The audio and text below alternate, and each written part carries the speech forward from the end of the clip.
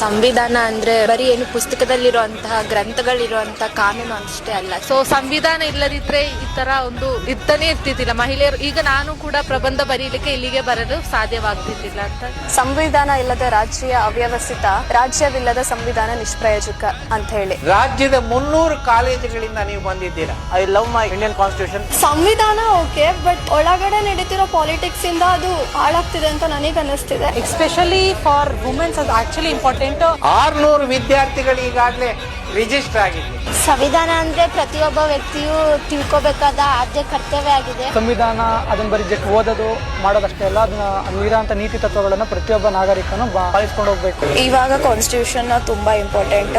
ಎಲ್ಲದಕ್ಕಿಂತ ಮುಖ್ಯವಾಗಿ ಬಾಬಾ ಸಾಹೇಬರ ಸಂವಿಧಾನವೇ ಆದರ್ಶ ಆಗ್ಬೇಕಾಗಿದೆ. ಸಂವಿಧಾನ ಇಲ್ದಲೇನೆ ಒಂದು ರಾಜ್ಯನ ಕಲ್ಪಿಸ್ಕೊಳ್ಳಕ್ಕೆ ಸಾಧ್ಯ ಇಲ್ಲ. ಇವತ್ತು ವುಮೆನ್ ಇಷ್ಟು ಆಚೆ ಬಂದು ಎಲ್ಲ ಎಜುಕೇಶನ್ ಪಡ್ಕೋತಾ ಇದ್ದಾರೆ ಅಂತಂದ್ರೆ, ಅವ್ರಿಗೆ ಎಂಪ್ಲಾಯ್ಮೆಂಟ್ ಆಪರ್ಚುನಿಟೀಸ್ ಇದೆ ಅಂತಂದ್ರೆ, ಅವ್ರು ಇಷ್ಟೊಂದು ಎಂಪವರ್ ಆಗಿದ್ದಾರೆ, ಅವ್ರಿಗೆ ಇಷ್ಟೊಂದು ಫ್ರೀಡಮ್ ಇದೆ ಅಂತಂದ್ರೆ ಅದು ಕಾನ್ಸ್ಟಿಟ್ಯೂಷನ್ ಇಂದನೇ, ಡಾಕ್ಟರ್ ಬಿ ಆರ್ ಅಂಬೇಡ್ಕರ್ ಇಂದನೇ ಅಂತ ನಾನು ಹೇಳ್ತಾ ಹೋಗ್ತೀನಿ. ನಾನು ಅಂದ್ಕೊಳ್ತೀನಿ ಈ ದೇಶಕ್ಕೆ ನೀವೇ ಭವಿಷ್ಯತ್. ಸಂವಿಧಾನ ಇಲ್ಲ ಅಂತಂದ್ರೆ ಒಬ್ಬ ಕೆಳವರ್ಗದ ವಿದ್ಯಾರ್ಥಿ ಆಗ್ಲಿ, ಕೆಳವರ್ಗದ ಜನಾಂಗ ಆಗ್ಲಿ ಮೇರ್ ಬರಲಿಕ್ಕೆ ಸಾಧ್ಯ ಇಲ್ಲ. ಆಕ್ಚುಲಿ ಸಂವಿಧಾನ is a bible to India. ಏನು ಈ ಧರ್ಮಾಂಧತೆಗಾಗಿರ್ಬೋದು, ಜಾತಿವಾದಕ್ಕಾಗಿ ಬಲಿಯಾಗ್ದೇನೆ ಸಂವಿಧಾನದ ಮೂಲ ಆಶಯಗಳಿಗೆ ಧಕ್ಕೆ ಆಗದಂತೆ ಪ್ರತಿಯೊಬ್ಬ ನಾಗರಿಕರು, ಪ್ರತಿಯೊಬ್ಬ ಪ್ರಜೆಯು ವರ್ತಿಸಬೇಕಾಗಿ ಅನಿವಾರ್ಯತೆ ಇದೆ. ಹಾಗಾಗಿ ಸಂವಿಧಾನ ಉಳಿಸ್ಕೊಳ್ಳೇಬೇಕಾದಂತ ಅನಿವಾರ್ಯತೆ ನಮ್ಗೆಲ್ರಿಗೂ ಇದೆ.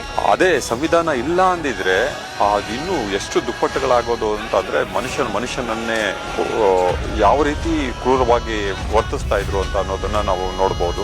ಅಂದ್ರೆ ಎಜುಕೇಶನ್ ರೈಟ್ಸ್ ನಮಗೆ ಗೊತ್ತಾಗ್ಬೇಕು, ಯಾವ್ಯಾವ ರೈಟ್ಸ್ ಇದೆ, ಏನಿದೆ. ಪ್ರಸ್ತುತ ಸನ್ನಿವೇಶದಲ್ಲಿ ಅವೆಲ್ಲನೂ ಕೂಡ ಕಸಿದುಕೊಳ್ಳುವಂತ ಹುನ್ನಾರ ನಡೀತಾ ಇದೆಯಲ್ಲ, ಆ ಹುನ್ನಾರವನ್ನ ತಪ್ಪಿಸ್ಕೋಬೇಕು ಅಂದ್ರೆ ನಾವು ಜಾಗೃತರಾಗಬೇಕು. ಅದಕ್ಕಾಗಿ ಇವತ್ತು ಸಂವಿಧಾನ ಜಾಗೃತಿ ಅತ್ಯವಶ್ಯಕ. ಬಹಳ ಖುಷಿ ಇದೆ. ವೈ ಬಿಕಾಸ್ ಎಲ್ಲರಿಗೂ ಈ ಅಪರ್ಚುನಿಟಿ ಸಿಗಲ್ಲ. ನಮ್ಮ ಕಾಲೇಜಿಂದ ನಮ್ಗೆ ಪಾರ್ಟಿಸಿಪೇಷನ್ ಬಹಳ ಇಂಪಾರ್ಟೆಂಟ್ ಆಗಿತ್ತು. ಈ ಅಹಿಂಸಾ ತತ್ವವನ್ನ ನಾವು ಜಾರಿಗೊಳಿಸಬೇಕಾದ್ರೆ ಈ ಸಂವಿಧಾನ ಅನ್ನುವಂಥದ್ದು ಇವತ್ತು ಖಂಡಿತ ಜಾರಿ ಆಗ್ಬೇಕು ಅನ್ನುವಂಥದ್ದು ನನ್ನ ಅಭಿಪ್ರಾಯ. ಸಂವಿಧಾನದಲ್ಲಿ ಹೇಳಿರುವ ಸಾಮಾಜಿಕ ನ್ಯಾಯ ಆಗಿರ್ಬೋದು, ಪ್ರಜಾಪ್ರಭುತ್ವ ಆಗಿರ್ಬೋದು, ಮತ್ತೆ ಎಲ್ಲದಲ್ಲಿ ಭ್ರಾತೃತ್ವ ಭಾವನೆಯನ್ನ ಕಾಣುವುದನ್ನ ದಾರಿಯಲ್ಲಿ ನಡೆದು, ಯಾಕಂತಂದ್ರೆ ವಿಮೆನ್ಸ್ ಎಲ್ಲ ಫೈನಾನ್ಷಿಯಲಿ ತುಂಬಾ ಇಂಡಿಪೆಂಡೆಂಟ್ ಆಗಬೇಕು.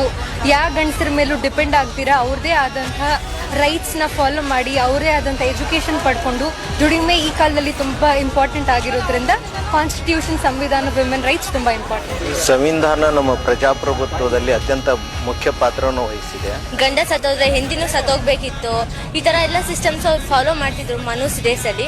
ಬಟ್ ಆಫ್ಟರ್ ದಿ ಕಾನ್ಸ್ಟಿಟ್ಯೂಷನ್ ನಮ್ಗೆ ತುಂಬಾ ಹೆಲ್ಪ್ ಮಾಡಿದೆ. ಎಲ್ರಿಗೂ ಕೂಡ ಸರಿ ಸಮಾನವಾದಂತ ಅವಕಾಶಗಳು, ಆರ್ಥಿಕ ಅವಕಾಶ, ಸಾಮಾಜಿಕ ಅವಕಾಶ, ರಾಜಕೀಯ ಅವಕಾಶ, ಇಂಥ ಅವಕಾಶಗಳಿಂದ ದೇಶದ ಬಹುಪಾಲು ಜನ ವಂಚಿತರಾಗಿದ್ದಾರೆ. ಹಾಗಾಗಿ ಆ ವಂಚನೆಯಿಂದ ಹೊರಬರಬೇಕು ಅಂದ್ರೆ ಮೊದಲು ಸಂವಿಧಾನದ ಅರಿವಾಗಬೇಕು. ಆ ಕಾರಣದಿಂದ ನಾವು ಸಂವಿಧಾನ ಓದು ಅಭಿಯಾನವನ್ನ ಮುಂದುವರಿಸ್ತಾ ಇದ್ದೀವಿ.